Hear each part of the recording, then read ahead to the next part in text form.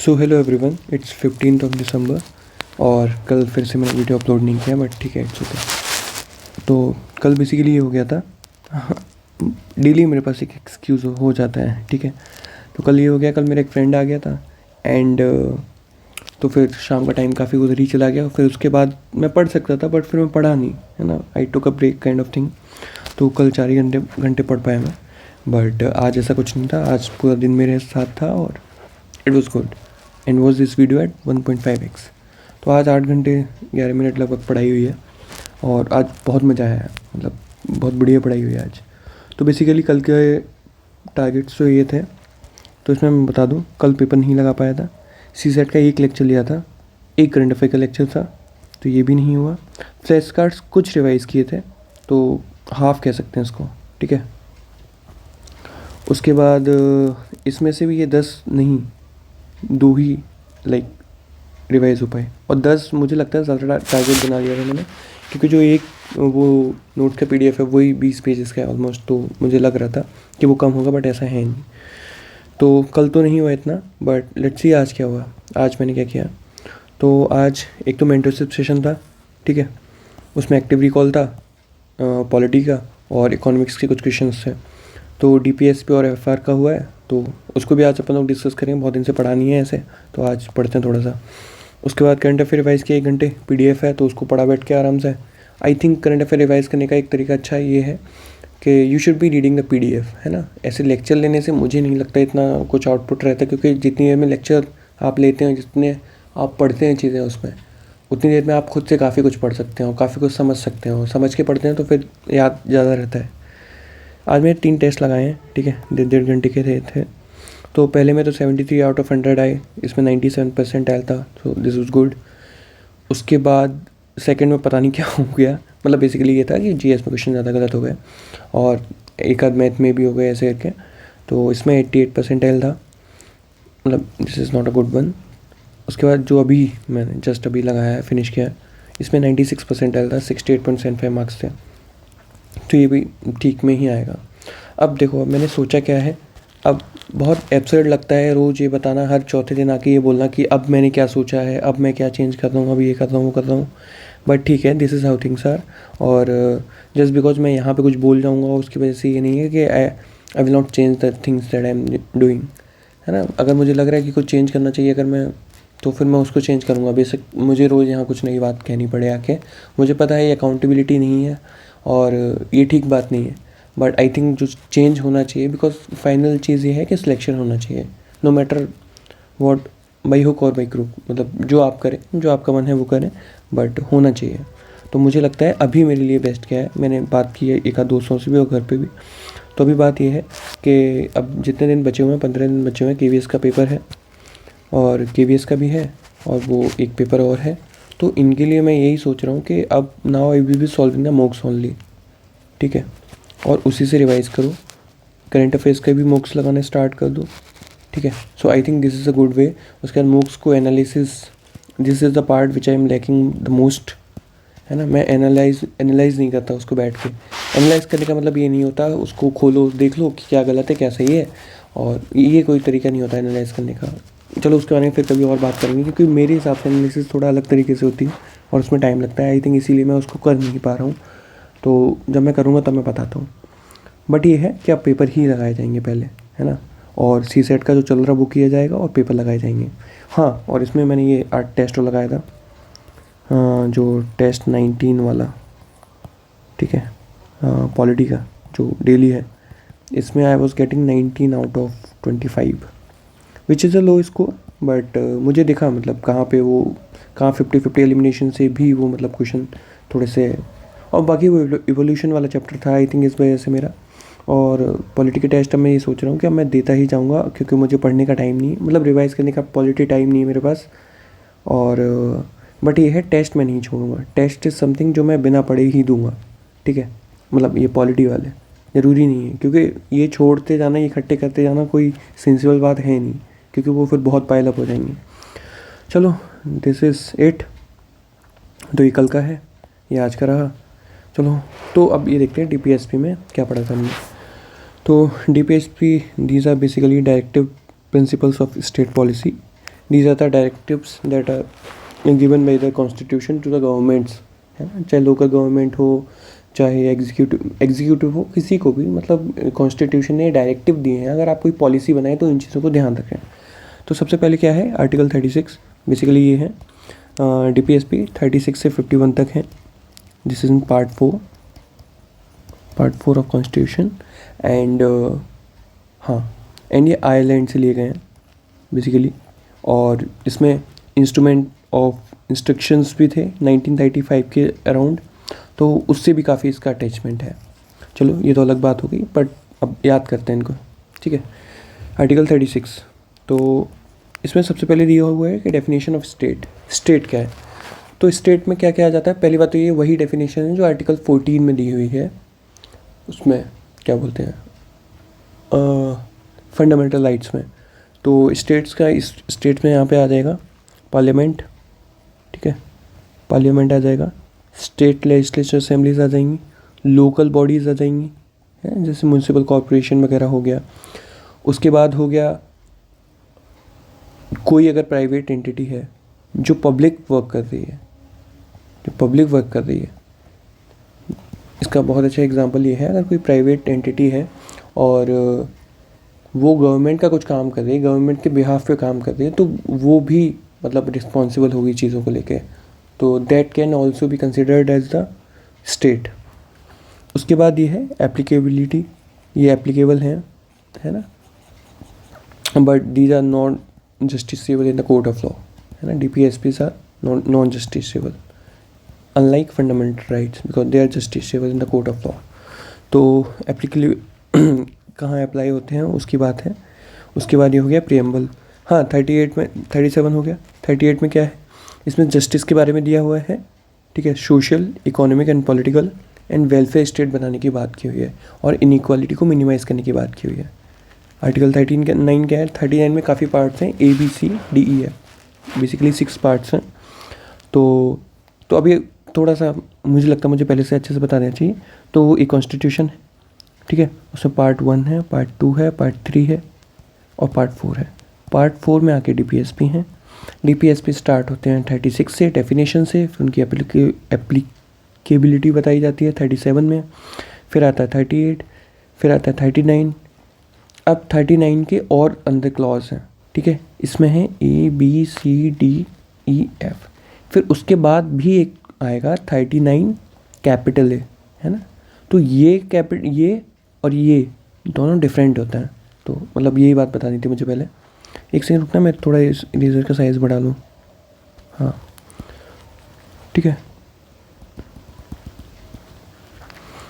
तो अब इसको कैसे याद करते हैं, इसमें क्या क्या प्रिंसिपल्स दिए गए हैं। तो इसको हम लोग बेसिकली याद ऐसे करते हैं, लीस्ट डेवलप्ड कंट्रीज़ में पब्लिक हेल्थ सेंटर, तो लाइक लीस्ट डेवलप्ड कंट्रीज़ में पब्लिक हेल्थ सेंटर, है ना, जो PHCs होते हैं वो। तो LC हो गया एडिक्वेट लाइवलीहुड होना चाहिए लोगों का, ठीक है। कोई आप पॉलिसी बना रहे हैं तो उसमें ये चीज़ आप ध्यान रखें, लाइवलीहुड एडिक्वेट होना चाहिए मेल से फीमेल्स का। मटेरियल रिसोर्सेज, जितने भी मटेरियल रिसोर्सेज हैं उनका डिस्ट्रीब्यूशन अच्छे से होना चाहिए। कंसंट्रेशन ऑफ वेल्थ नहीं होनी चाहिए। Equal pay for equal work होना चाहिए। उसके बाद हेल्थ, मतलब कोई ऐसी जॉब होनी चाहिए जो हेल्थ के लिए अनसूटेबल ना हो, है ना, हेल्थ के लिए सूटेबल हो, मतलब काम हज़ार्डस ना हो इतना। उसके बाद चिल्ड्रंस की ग्रोथ होनी चाहिए और सेक्सुअल एक्सप्लॉयटेशन कम होना चाहिए बच्चों का। तो ये दिया हुआ है इसमें 39 में। उसके बाद आता है 39A।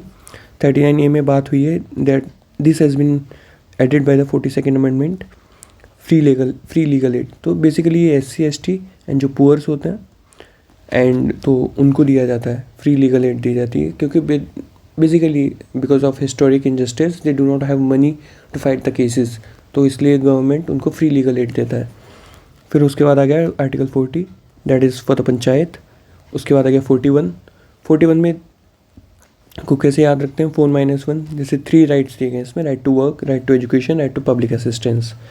Right to public assistance में ही है, जैसे कोई बहुत बुजुर्ग इंसान है तो उसको गवर्नमेंट विल हेल्प इन सम वे और द अदर, लाइक हेल्थ में और इन वॉट एवर, लाइक मतलब काफ़ी सारे असिस्टेंस जैसे जो दिए जाते हैं बड़ी बूढ़े लोगों को, तो वो गवर्नमेंट देती है।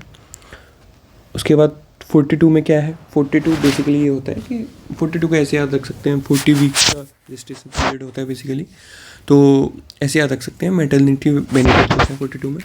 43 में क्या है, अब इसका रेफरेंस उन्होंने ये दिया था, life universe and everything, and 43 is the answer of everything, ऐसे कुछ करके था उनका। मतलब ये बुक है, मैंने तो पढ़ी नहीं तो मुझे पता नहीं है, बट मुझे थोड़ा सा ऐसे याद हो गया। तो इसमें किसकी बात की हुई है, बेसिकली मैं ये बता रहा हूँ, जैसे ये चीज़ है, ये दिया है, ये लिखा हुआ है, ये या ये दीज आर द ट्रिक्स, है ना, this is how you learn things. But इसका जो मटेरियल है, जैसे 42 में मैटरनिटी बेनिफिट्स की बात की गई है, if you are making a policy then you should be considering the maternity benefits that has to be given to the women. उसके बाद 43 में लिविंग वेज की बात की गई है। उसके बाद 43, फिर 43A आ गया, they worker participation in the management. 43B आ गया, कोऑपरेटिव सोसाइटीज़ के बारे में बोला गया है। 44 में this is the most discussed article in India right now, uniform civil code, सब बात करते हैं इसके बारे में। तो 4 और 4 ऐसे करके सेम करके, तो यूनिफॉर्म सिविल कोड। उसके बाद 45 क्या हो गया, इसका डिफरेंस जैसे 1 होता है तो 1 ईयर ओल्ड। इससे आपको कैसे याद आएगा कि इसमें ये है early childhood care and education.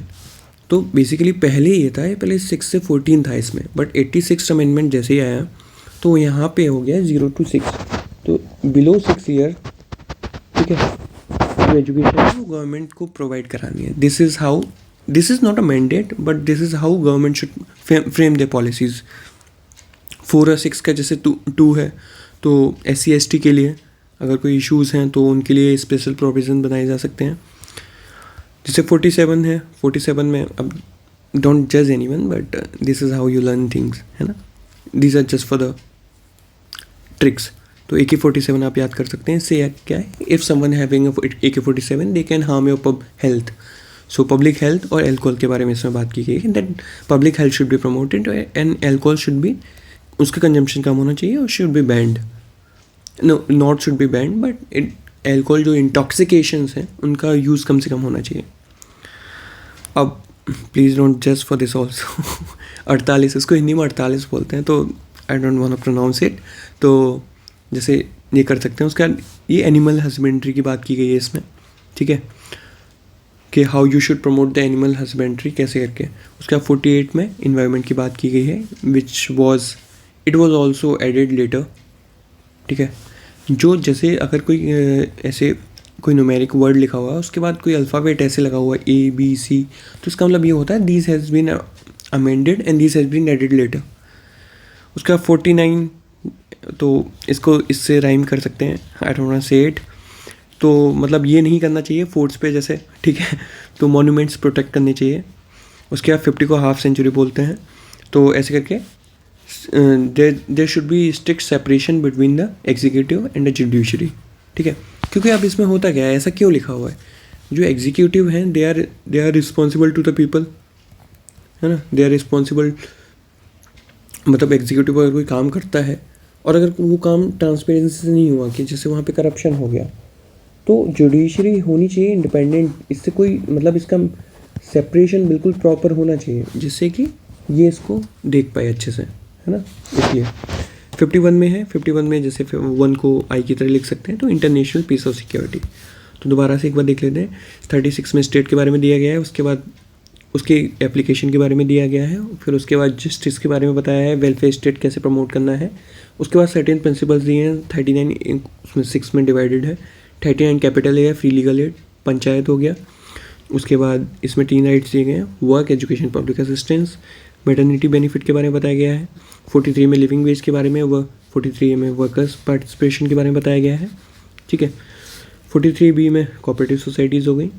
44 UCC, 45 ECC, 46 में हो गया SC/ST के लिए कुछ प्रोविजंस बना सकते हैं। 47 में पब्लिक हेल्थ और अल्कोहल इंटॉक्सिकेशन के बारे में बात हुई है। 48 में बेसिकली एनिमल हस्बेंड्री की बात हुई है, इसी में काउ स्लॉटरिंग जो है वो बैन है। और 49 में मॉन्यूमेंट्स आपको मतलब प्रोटेक्ट करने चाहिए, वायलेंस नहीं करना चाहिए। 50 में सेपरेट होने, there should be separation, strict separation between the executive and the judiciary. और 51 में internal peace and security. So these are the DPSP, these are the directive principle of the state policy. उसके बाद आ जाते हैं जल्दी से fundamental rights पे। तो पहली बात तो ये बता दूँ, these are only for citizens, only citizens has to follow, है ना. And these were added in the constitution by the recommendation of Swaran Singh committee and that has been appointed around 1970s. तो the has been added later basically. तो इसमें fundamental duties में क्या है, अब देखिए 51 तक यहाँ है. 51A में ही ए के भी सब क्लॉजेज हैं, ABC, तो उसके अंदर है. आप समझ रहे हैं, मतलब ये नहीं है 51A फिर 51B, ऐसा नहीं है. 51A के अंदर और सब क्लॉजेज हैं, AB है ना, स्मॉल लेटर. अब इसको मैं पहले तो यही बता देता हूँ. ए से अपन याद करेंगे anthem. Ideals of the constitution, we should be, constitution के जो आइडियल्स हैं उनको हमें रिस्पेक्ट करना चाहिए. जैसे नेशनल सॉन्ग्स हो गए, नेशनल नेशनल सॉन्ग्स वगैरह हो, नेशनल फ्लैग्स वगैरह हो गए. बी से हो गया बापू. फ्रीडम स्ट्रगल में जो आइडियल्स थे हमें उनकी मतलब उनके पद चिन्हों पर चलना चाहिए, बेसिकली उनको आइडियल मानना चाहिए. सी से सेंटर हो गया. इसमें जैसे सी से आप 3 से भी रख सकते हैं. सेंटर मतलब यूनियन मतलब India has to be protected, उसकी यूनिटी, इंटेग्रिटी एंड सोवरेनिटी. ठीक है, तो ऐसे करके याद कर सकते हैं. डी से डिफेंड, तो we should be defending our country when there is a need so. और नेशनल सर्विस, अगर कभी ऐसा कुछ हुआ, मतलब ऐसा होना नहीं चाहिए, बट अगर कभी ज़रूरत पड़ी तो people should be ready to go for the war. E से 5 से याद कर सकते हैं. 5 मतलब हाथ से एक मुट्ठी बनती है. एंड कॉमन ब्रदरहुड है ना, ट्रांसेंडिंग रिलीजियस या फिर जो भी बाउंड्रीज हैं उनको हटा के, और वीमेन डिग्निटी की भी बात की गई है इसमें. एफ से 4 से याद रख सकते हैं. Composite culture rich heritage protect करना है, जिसे ग्रीन कर सकते हैं. Environment, forest, lake, wild life. ठीक है, और compassion towards the living creatures, है ना. अब ये काफ़ी सही चीज़ है. जैसे अभी सुप्रीम कोर्ट का अगर जिस केस आया था, वो खैर उस पर बात नहीं करते हैं, वो डॉग्स को लेके, but let it be. H से याद कर सकते हैं हाईटेक. साइंटिफिक टेम्पर हो गया, है ना. Spirit of reform and inquiry होनी चाहिए लोगों में, वो प्रमोट करना चाहिए हमको. आई से इंडिया हो गया, तो या फिर आई से ऐसे भी आ सकते हैं, आई फॉर एन आई. तो public property should be protected और we should not be doing the violence. तो एफ से द वायलेंस. उसके बाद जे से आप जडेजा याद रख सकते हैं, because he is a allrounder player. तो excellence in all sphere of individual and collective life.